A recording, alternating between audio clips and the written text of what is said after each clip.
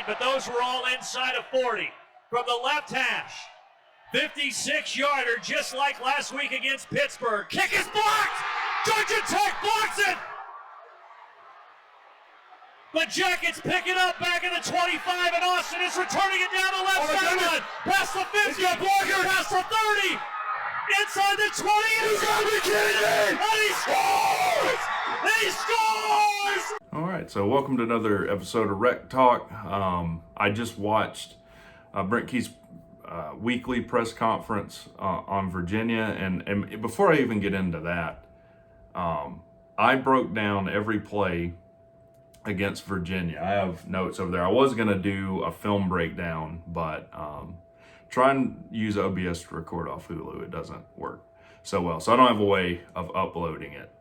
And everything that I saw that was problematic when I broke down film was echoed by Brent Key in the press conference. And it is refreshing to see a coach that he doesn't just get into the coach speak of, we got to play better. We've got elite players. If we get beat, they've got elite players. And I thought we had a good scheme. We're not hearing that. He talked about the play of Gibson. And I'll repeat this. I do not believe that Gibson thought he had another play. If you go back and watch the last play of the game, like if I'm playing quarterback, and I think I have another play and we need to get the ball off, even if I went out of bounds, like I'm running back to the huddle. I didn't see any of that. Listening to Gibson's post game, which I don't even think we should have gave him a post game. I don't think there was anything good that was going to come out of that. But I hate to say it, I get Johnny Manziel impressions from this guy as far as his mentality.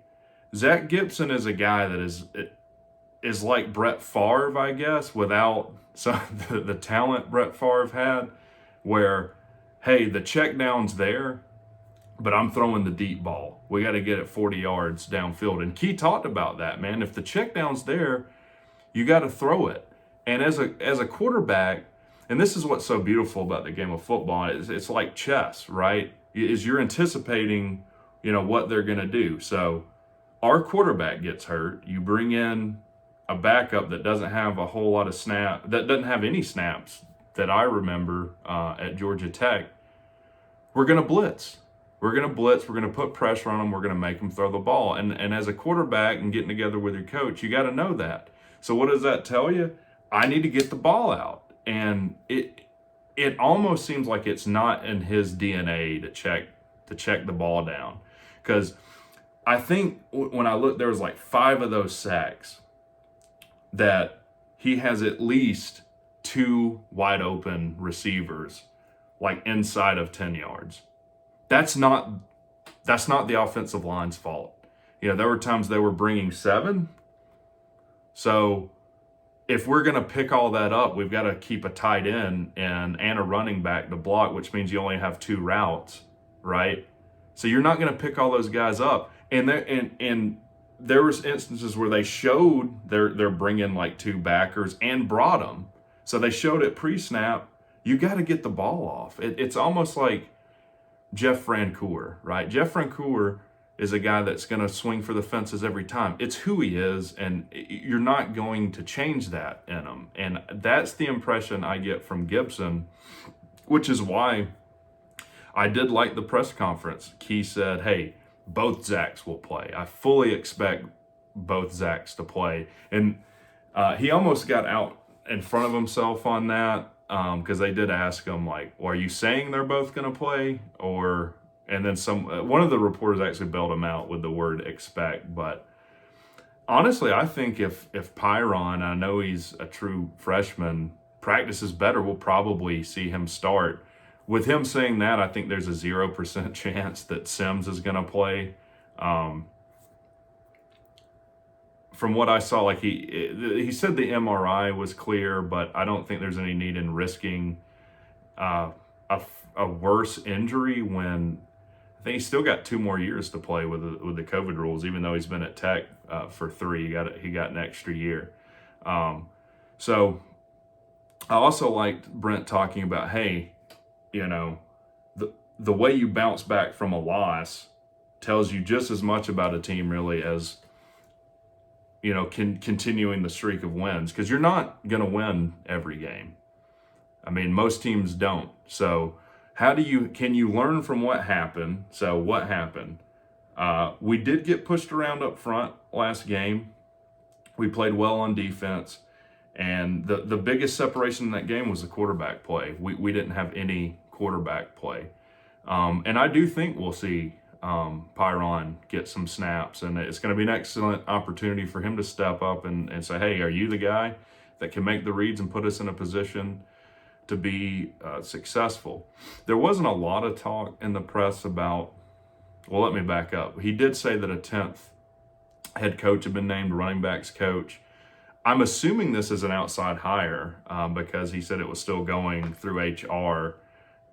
I would think if it was an internal thing that unless maybe he's promoting a graduate assistant, so there's a change in salary, maybe it is a promotion from within, but he would name that next week. Also saw there's a weird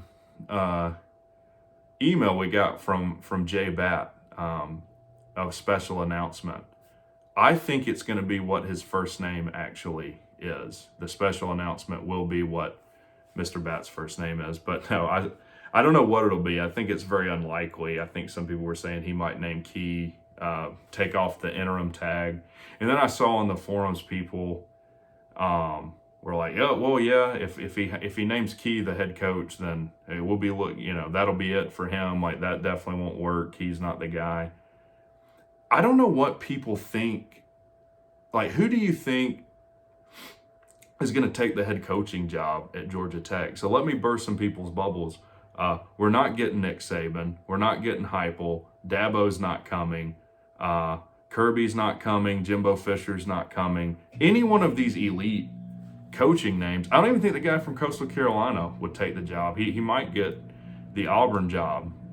So we're not going to go get someone that's a proven winner in Power 5 football. It's not going to happen. So you have to look at what is realistic for this hire, and I don't think that Key isn't the guy. Like, he loses one game, and we look pretty bad on offense. But I think people are not respecting how incredible the turnaround was in 4 days.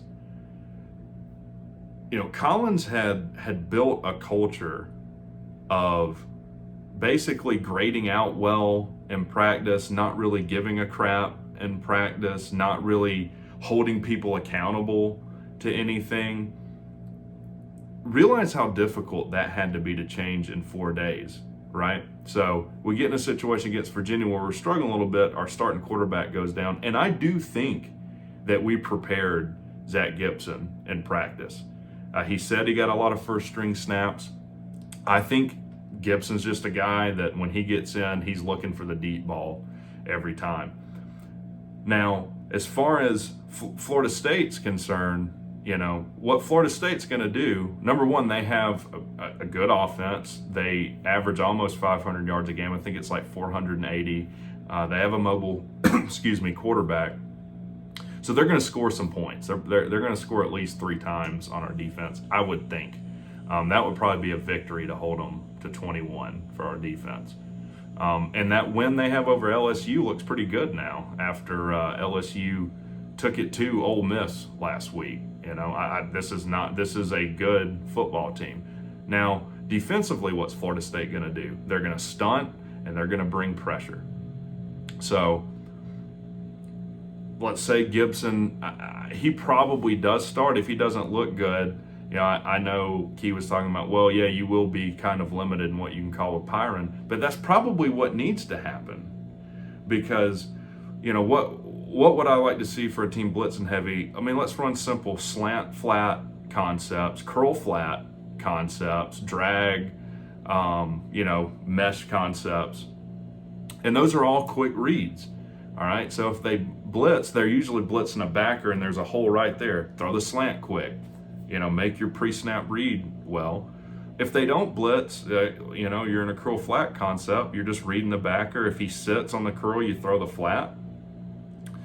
If they keep doing that and they keep bringing safety over the top to blow the flat up, you run a wheel concept. Like, all these things just build on top of each other, and it doesn't have to be a complicated scheme that you throw on them. I think with Pyron, you get, 7 plays that you feel really good about, seven, or maybe even just 5 passing plays that he's got down pat, and you just roll with that.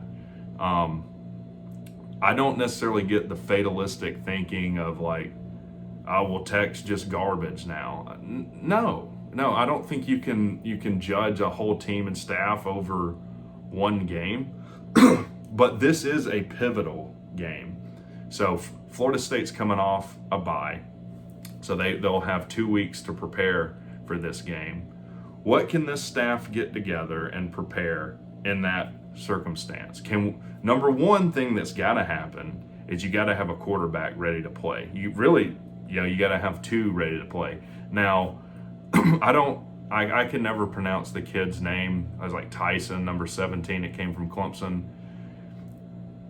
Key didn't definitively say, but I've read some things he might be injured, or he might just be kind of so far behind in the playbook that he doesn't really give us a great opportunity of being successful on offense. But it's going to come down to, can we check down? Can we make good pre-snap reads at quarterback? Can we get the ball out at quarterback? We have, we've got McCullum, we've got Jenkins, Leo Blackburn. We got playmaking wide receivers. And I know our offensive line didn't play great last week, but I'm telling you, go back and rewatch that game. They didn't play as horrible as it appeared the first time that I watched it. Once I realized kind of how bad our reads at quarterback were. Defensively, it's probably going to come down to, can you contain the quarterback run? So where we've been successful with Sims is, hey, they'll throw it in there and he ends up making something happen on his feet. So we probably will work in spying this guy, and we've got to limit, big plays. So I think the line's 23.5, depending on who you look. As I've always said, never bet on sports. And if you are going to bet on sports, never bet on a Georgia sports team. See Falcons Super Bowl, Georgia National Championship, not the last one, or any Tech game you'd want to bet. I'd have to look. I should create a spreadsheet on if you took Tech on the betting odds, how often you would have lost your money. It's got to be pretty often, because it seems like we beat teams we shouldn't, and then we lose the teams we shouldn't as well. 23.5 is a lot, especially assuming that Sims, or I think is right, especially assuming Sims won't play. So I definitely think we can win this game. This is a winnable game. And it's, like I said, it's going to come down to, can you prepare a quarterback to make the right reads and put the ball where it needs to go? And, we got to get Hall and Smith involved in the run game. We've got to be able to give some inexperienced quarterbacks some breathing room with the run game. And the other thing I'll say is, Key seems like he's not going to put up with a whole lot of nonsense. Again, I think that's why the running backs coach left. And I think he all but said he got after him, he got after him this week. So I don't know about a prediction. I'll just say, I honestly believe that we will play much better on offense than we did last week. And I don't think Gibson will be the guy. I think we'll end up finishing the game with Pyron in. But hopefully I'm proven wrong. I'm just judging this Gibson guy based on about 30 minutes of seeing him between his post game and his play in the game. I just get the sense that, sparkly and flash and looks good long ball is in his DNA, and I just don't know if you're going to change that in the kid. So tell me in the comments, what do you think? I mean, do you agree? Do you think we're just going to get boat raised? Do we have a chance? Talk to y'all later.